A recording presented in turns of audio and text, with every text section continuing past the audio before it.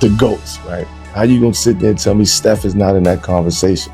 I said that before. You get what I'm saying? You can't sit there and tell me. I said that and people clown me. In Steph's eyes, right? Think about what Steph said. Probably, I don't know. It probably sits from. It's Mike, it's Cole, and then it's me. That's interesting. That's very interesting. Curry looking for that opening. Steps back. Crossover. Fires away. Wow! Another three! James trying to harass Curry. Curry off the dribble. Layup off the glass. Shot clock winding down. Curry's going to have to put it up. Launches it up. Shot clock. Oh! He knocks it down! He's not going to put Braun over himself. See? But he has every legitimate argument. Steph Curry recently made a comment that didn't sit well with a lot of fans. When asked where he places himself among the greatest players of all time, he answered without hesitation. Michael Jordan first, Kobe Bryant second, and himself at third. Social media quickly jumped on it, with many people laughing it off as pure ego or outright delusion.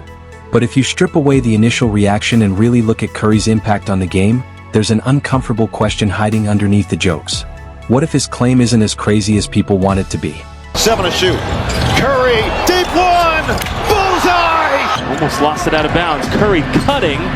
Oh my goodness. See Murray at midcourt trying to keep him from getting a catch. Here's Curry, deep triple! It's good! We're tied again! You know, in the shot he made it tie towards the end, it's a shot that, only he can make. When you really take the time to break down what this man has done, and the way he's done it, his legacy starts to look almost untouchable. By the end of this video, you might see Steph Curry in a completely different light. Full court pressure. Defenders terrified to even let him catch the ball. Curry pulls from absurd range. Bam. Tie game again. That late shot wasn't normal basketball. It was the kind of attempt only Steph would even think about, let alone knock down. Nobody else operates in that space. And before Curry showed up, Golden State was a disaster. Calling them bad would actually be giving them too much credit. Hannah, I'm told that James Harden wants a trade to the Philadelphia 76ers. Apparently Durant requested a trade from the Nets today. This stuff is hard. And you got to stay together if you got the guts. And you don't find the first door and run out of it. From 1995 to 2009, the Warriors posted a win percentage of just 37.6%, the third worst in the entire NBA. Over that span, only the Clippers and the then Vancouver Grizzlies were worse. It got so bad for the Grizzlies that the franchise had to relocate to Memphis just to survive. Golden State managed only 5 total playoff wins in 14 years, which tells you exactly how bleak things were. If you had walked up to anyone in 2009 and told them the Warriors were about to dominate the next decade, they wouldn't have taken you seriously. You'd have been laughed out of the room. When Dominique Foxworth are going to sit on First Take and say that Steph Curry will not be in the conversation for a championship in the next 4 years.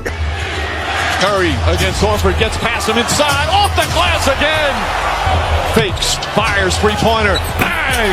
Steph Curry from downtown, a 15-point lead. But to be honest with you, I don't see the Golden State Warriors bringing home another championship. And then everything shifted. Steph Curry didn't just win games, he rewrote basketball history in ways nobody saw coming. His path to greatness looks nothing like most superstars. He didn't join a ready-made dynasty or chase easy rings with stacked rosters. Instead, the league's worst franchise transformed into the most dominant team of a generation because of what he built from the ground up. That alone sets his legacy apart from nearly everyone else in his era. Loyalty in pro sports is usually just talk or a slogan on a wall, but Steph actually lived it even when everything fell apart. In 2020, the Warriors went 15-50, finished dead last in the league, and just about every basketball voice declared the dynasty officially dead. Right? Think about what Steph said. Probably, I don't know. It probably sit from. It's Mike, it's Cole, and then it's me. Right? Like, he's not going to put Braun over himself. See? But he has every legitimate argument. And I asked a question. Steph came back healthy the following season and willed the Warriors to 39 wins. They still missed the playoffs, and that was all the media needed. Golden State's obituary was written in ink, not pencil. Pundits called for a full teardown like it was unavoidable. And this is where Steph showed he's built differently from just about every superstar of this era. He never demanded a trade. He didn't jump on podcasts to vent. There were no anonymous leaks about frustration, no public shots at the front office. When mistakes were made, he didn't run, he showed up, stayed patient, and kept believing while everyone else bailed. Now look at the contrast. LeBron switched teams 4 times. Kevin Durant suited up for 4 franchises. James Harden cycled through 5. Kawhi Leonard moved twice while carefully managing his availability. This era is defined by superstar movement. The moment things get uncomfortable, players jump ship, and ring chasing gets applauded as smart basketball. Steph looked at that entire culture and chose loyalty instead. Then 2022 happened, and it shocked everyone who had written him off. Golden State winning that championship blindsided the entire basketball world. Just 3 years earlier, the same voices had declared the dynasty dead, pushing the idea that Steph was wasting the final stretch of his prime on a roster that couldn't compete. Most analysts insisted the Warriors' run ended the second Kevin Durant walked out the door. Every one of those takes aged horribly. Steph dragged a team running on fumes to a 4th championship and finally claimed his finals MVP. That 2022 ring hits different for a reason. It wasn't about stacked talent or perfect timing. It was proof. Beyond stats, beyond competition debates, that title showed Steph never needed Kevin Durant to win on the biggest stage. It proved the dynasty wasn't built on shortcuts or luck. When everything falls apart and the entire world counts you out, finding a way to win anyway is what separates real legends from great players who never cross that line. Longevity conversations constantly revolve around LeBron James and Kevin Durant aging gracefully, yet Steph Curry is still performing at the same elite level, and somehow he barely gets credit for it. This season alone, Steph is averaging 28.5 points per game on 47% shooting from the field and 39% from 3. He's already dropped 3 40-point games, including a ridiculous 49-point explosion that reminded everyone his peak never went anywhere. Closing in on 38 years old, he's still carving up every defensive scheme thrown at him. He now has 44 career 40-point games after turning 30, tied with Michael Jordan for the most ever. And that stat alone should end every longevity argument.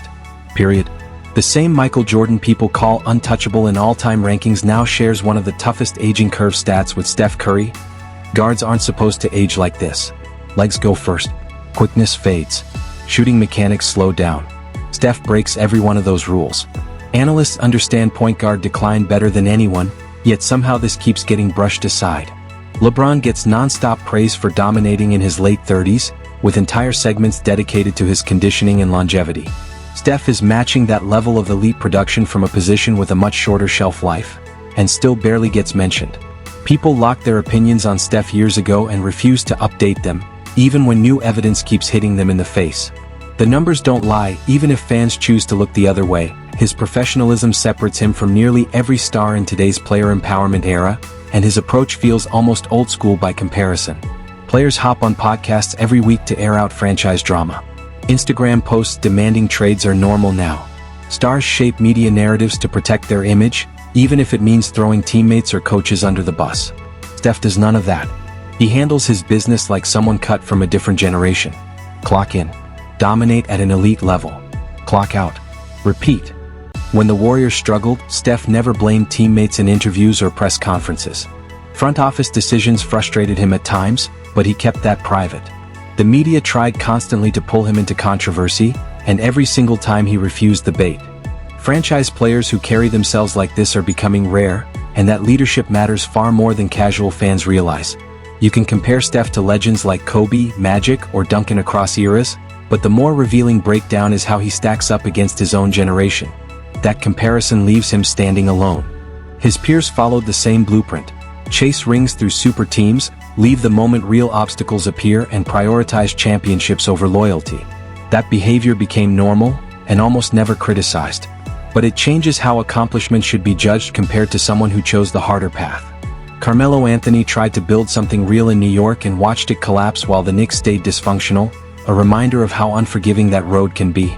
Shaq reached the finals early in Orlando, lost, and the moment a better situation appeared, he bolted for Los Angeles. Even some of the most dominant, physically gifted players the game has ever seen couldn't pull off what Steph Curry did. Building a dynasty from nothing, keeping it alive through the darkest years, and coming out the other side with your legacy stronger takes more than raw talent. It takes belief, patience, and real leadership. Steph's 30s alone produced a resume that rivals almost anyone in league history. 2 championships headline that stretch, along with a finals MVP, 7 All-NBA selections and a scoring title. For most players, those are career-defining accomplishments at any age. Steph stacked them while rosters were constantly reshuffled around him and key teammates missed major time with injuries during critical stretches. Through all of it, he stayed steady, productive, and undeniable. Golden State got counted out again and again, and every time, Steph proved people wrong. Basketball itself looks different today because of Steph Curry. He showed what was possible from 30 feet away. Teams that once laughed at shooting 40-plus threes a game now do it without hesitation.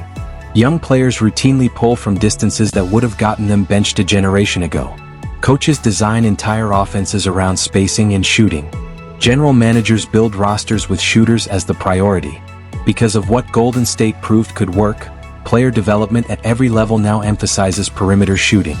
Very few athletes in any sport can say they changed how the game is played.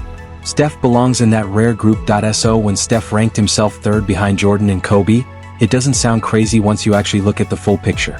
Building a dynasty instead of joining one takes more than talent. It demands patience, belief, and staying steady when results don't come right away. Remaining loyal through rough seasons while others chase easier paths shows a level of character the box score can't measure. Changing an entire sport while still performing at an elite level into your late 30s creates a legacy that will only age better with time. The real debate shouldn't be whether Steph belongs among the all-time greats. The proof keeps stacking up every single season. The real question is why so many fans, analysts, and media voices still fight to leave him out when his resume speaks loudly enough on its own. If this changed how you see Steph's legacy, hit like, subscribe, and share this with someone who still doubts what they're watching.